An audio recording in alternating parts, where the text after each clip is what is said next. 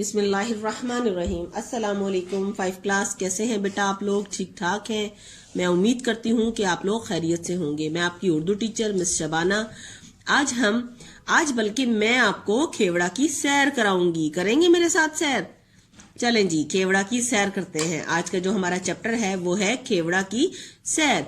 अब मुझे ये बताएं खेवड़ा क्या है? खेवड़ा में एक नमक की कान है। और नमक क्या काम आता है? नमक हमारे खानों में इस्तेमाल होता है। आपको पता है नमक इंसानी सेहत के लिए बहुत अहमियत रखता है। अगर नमक की हमारे जिस्म में कमी हो जाए तो हमारे खून का दबाव कम हो जाता है, और इसकी ज्यादती हो जाए तो दौरान खून यानी उसका दबाव जो है वो ज्यादा हो जाता है। इसलिए हमें अपनी खुराक में नमक का इस्तेमाल एतदाल से करना चाहिए। एतदाल मीन दरमियाना करना चाहिए।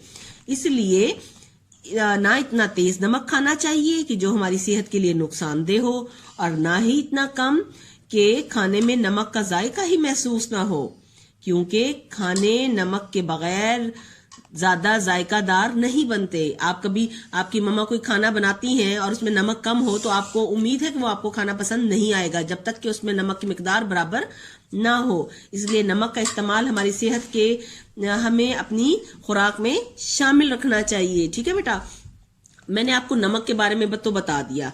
अब नमक की कान जो है वो मादनियात में से एक है। मादनियात क्या है?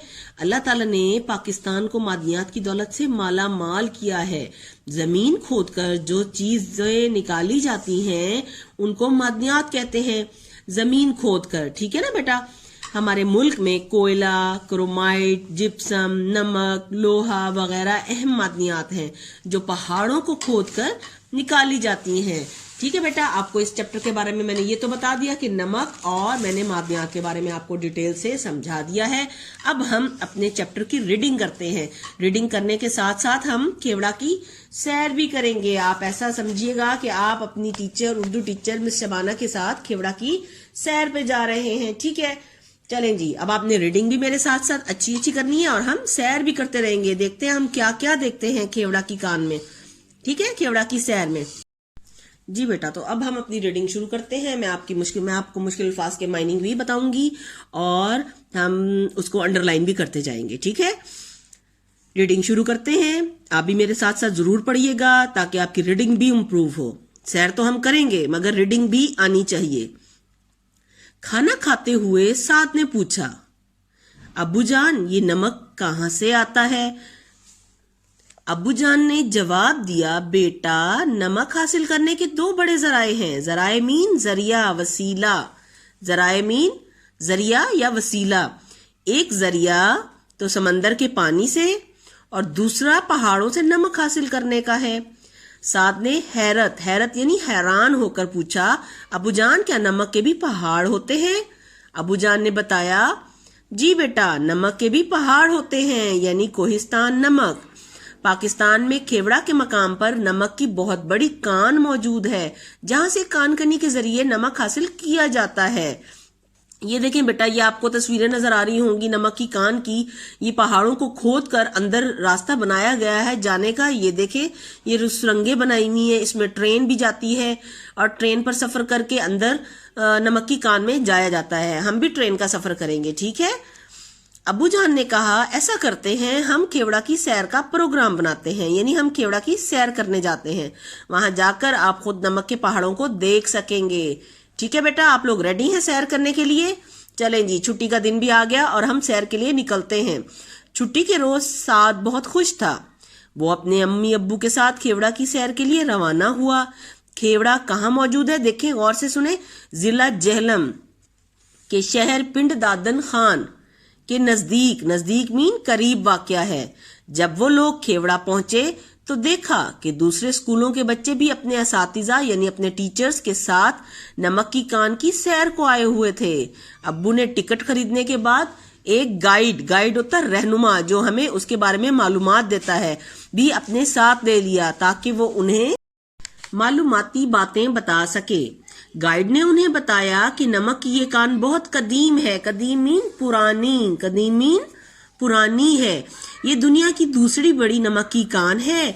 इसकी दरियाफ्त यानी इसको किसने اس کے بارے میں جانا سکندر اعظم کے زمانے میں ہوئی تھی. اس کان کی 17 منزلیں ہیں. سیاح ہوتے سیر کرنے والے. سیاحوں کو صرف زمینی منزل پر جانے کی اجازت ہے، باقی منزلوں پر نمک نکالنے کا کام جاری ہے. کان کی ایک منزل پر سانس کے مریضوں کے لیے ہسپتال بنایا گیا ہے، جہاں نمکی کان میں کام کرنے والے مزدوروں کا فوری علاج کیا جاتا ہے.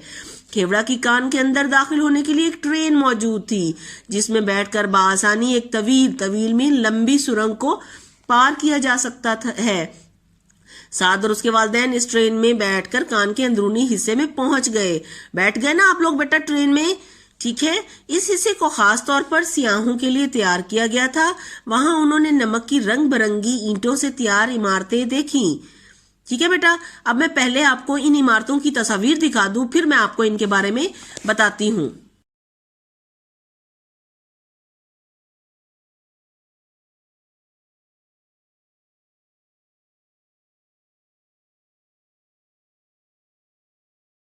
جی بیٹا، تصویریں آپ نے دیکھی جن میں مینار پاکستان، بادشاہی مسجد، شیش محل، دیوار چین کا ماڈل اور مری کی مال روڈ کا منظر وغیرہ شامل ہیں.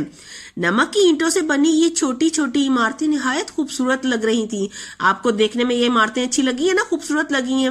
ان عمارتوں کے اندر بجلی سے روشن ہونے والے بلب بھی لگائے گئے تھے، جن کی روشنی سے یہ اور بھی حسین یعنی خوبصورت دکھائی دے رہی تھیں. سعد ہر چیز کو بہت غور سے دیکھ رہا تھا. اس نے وہاں نمک کے پانی کے بہت بڑے بڑے تالاب دیکھے. گائیڈ نے سعد اور اس کے گھر والوں کو ان تالابوں کے نزدیک جانے سے منع کر دیا. ابو نے وجہ پوچھی تو گائیڈ نے بتایا، ایک تو یہ تالاب کافی گہرے ہیں، دوسرے ان میں نمک کی مقدار بہت زیادہ ہے، جو انسان کے لیے نہایت خطرناک ہے. سعد کو نمک کی دیواریں بھی بہت پسند آئیں. ان دیواروں پر نمک کے مختلف رنگ جھلک رہے تھے، نظر آ رہے تھے. گائیڈ نے بتایا کہ کان کا درجہ حرارت سردی گرمی میں معتدل یعنی درمیانہ رہتا ہے. یہاں سے نکلنے والے نمک سے پاکستان نہ صرف اپنی ضرورت پوری کرتا ہے، بلکہ دوسرے ملکوں کو بھی یہ نمک برآمد یعنی بھیجتا ہے. کان کے اندر ایک کینٹین تھی، جہاں بہت سے لوگ کھانے پینے کی چیزیں خرید رہے تھے. سعد اور اس کے گھر والوں کو بھوک اور پیاس محسوس ہو رہی تھی، چنانچہ انہوں نے وہاں سے کھانے پینے کی چیزیں خریدیں اور اطمینان یعنی سکون سے کرسیوں پر بیٹھ کر کھائیں. آپ نے بھی چیزیں کھائیں؟ مزہ آیا؟ سعد کی امی کو نمک سے بنی سجاوٹی یعنی گھر کی آرائش کی جو ہوتی ہیں خوبصورت بنانے کے لیے اشیاء بہت پسند آئیں. ان میں نمک سے تیار کیے ہوئے مختلف کھلونے، ٹیبل لیمپ اور برتن وغیرہ شامل تھے. انہوں نے اپنی پسند کی کچھ چیزیں خرید لیں. سعد کے ابو نے سب کی تصویریں بنائیں تاکہ یادگار یعنی ہمیشہ یاد رہیں. واپسی پر انہوں نے گائیڈ کا شکریہ ادا کیا اور سعد سے آج کی سیر کے دوران حاصل ہونے والی معلومات کے بارے میں پوچھا. سعد نے خوش ہو کر جواب دیا، جی ابو، آج میں نے دنیا کی دوسری بڑی نمک کی کان کے بارے میں بہت کچھ جانا اور اپنی آنکھوں سے دیکھا. سعد نے نمک کی کان سے حاصل ہونے والی معلومات کا مختصر حال اپنے ابو اور امی کو سنایا اور کہا کہ مجھے آج کا سفر ہمیشہ یاد رہے گا. جی بیٹا، مزہ آیا آپ کو کھیوڑا کی سیر کا؟ نمک کی کان دیکھی؟ ہاں جی، مجھے بھی بہت مزہ آیا، میں نے بھی انجوائے کیا ہے. ٹھیک ہے بیٹا، اب آپ نے اس کی 3 ٹائمز ریڈنگ کرنی ہے. ٹھیک ہے، اور جو یہ میں نے مشکل ورڈ کو انڈر لائن کیا ہے اس کو آپ لکھیں، اپنے املا کی پریکٹس کریں اور الفاظ معنی بھی آپ یہ یاد کر لیں. ٹھیک ہے، اب ہم اس کے مشقی سوالات کریں گے انشاءاللہ. اوکے، اللہ حافظ.